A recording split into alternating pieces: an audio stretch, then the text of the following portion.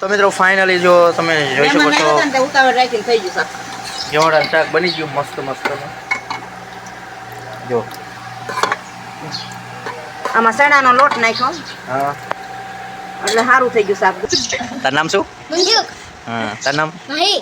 માહી. તારું નામ? દિવ્યાંશ. દિવ્યાંશ. ચેનલ નામ હેલો મિત્રો, જય માતા, જય દ્વારકાધીશ, હર હર Mahadev. Welcome to my new video. તો મિત્રો ફરી વાર લઈને આવ્યા છીએ તમારી સમક્ષ, એટલે તમારી સામે અમે રેસીપી નવી નહીં પણ ગેહોડા.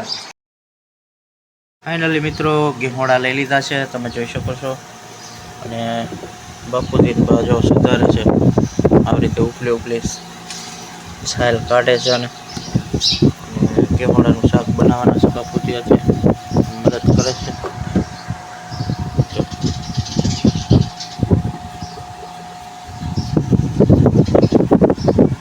તો બના રહેજો વિડીયોમાં. ને શાક બનાવશે આજે ગેહોડાનું, તો બધી પ્રોસેસ બતાવશે બા. હા, ઘીસોડાનું શાક કરવાનું છે.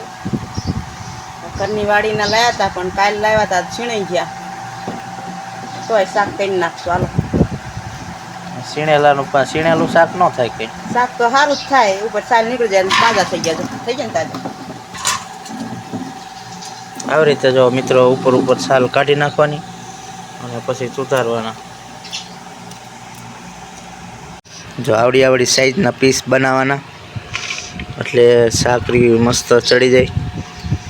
જો આટલા કટકા કર્યા છે, આવી રીતે સુધારે છે બાજો.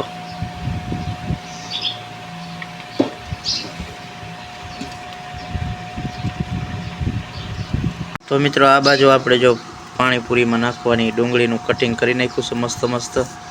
પૈકી કોથમરી નાખવાનું પણ સાઈડમાં કટિંગ કરીને મૂક્યું છે.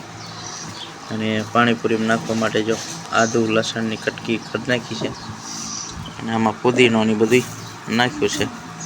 તો આપણે દળી નાખશું, ત્યાં સુધીમાં બાની શાક સુધારી નાખે. તમે જોઈ શકો છો, સૌથી પ્રથમ પહેલાં આપણે બાએ તેલ મૂકી દીધું છે કુકરમાં મૂકીને જો રાઈની શરૂઆત કરી દીધી છે. મારી મોઢામાં માતાજીની પૂરી છે, એટલે કે હુંવાળી, એટલે બોલવામાં થોડીક તો વઘાણી નાખી છે. બા તમે બોલો નહીં. વઘાણી નાખી દીધી.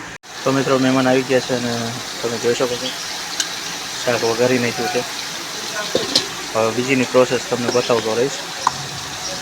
મરચું પણ નાખ્યું છે. તો શું મસાલો નાખી દીધો છે, ફટફટ મીઠું નાખી દઉં. મહેમાન આવી ગયા છે, ચા બનાવવાનું છે. દૂધ લોટામાં નથી, હવાની નથી. મિત્રો મહેમાન આવી ગયા છે, બેનનો વારો આવી ગયો છે. જોવો તમે શાકને તો જાણે આજે શાકની તો એસી થઈ ગઈ છે મિત્રો. મસ્ત ચડી ગયું છે શાક.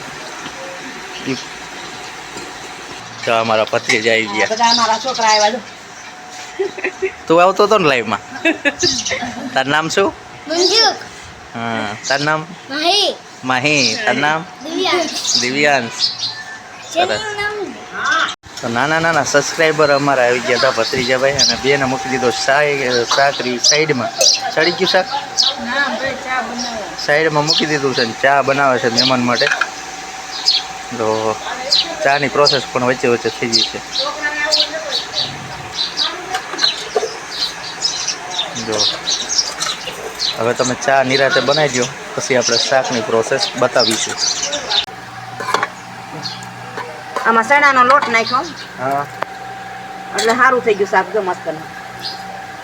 આ જો મોળું બાપાનું કાઢ્યું છે પડખે, અને આમાં આપણું છે.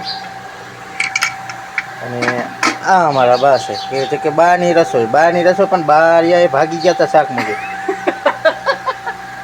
મહેમાન આવ્યા એટલે જવું ન જોઈએ, પહેલા મહેમાનને જય શ્રી કૃષ્ણ કરવા જવું પડે.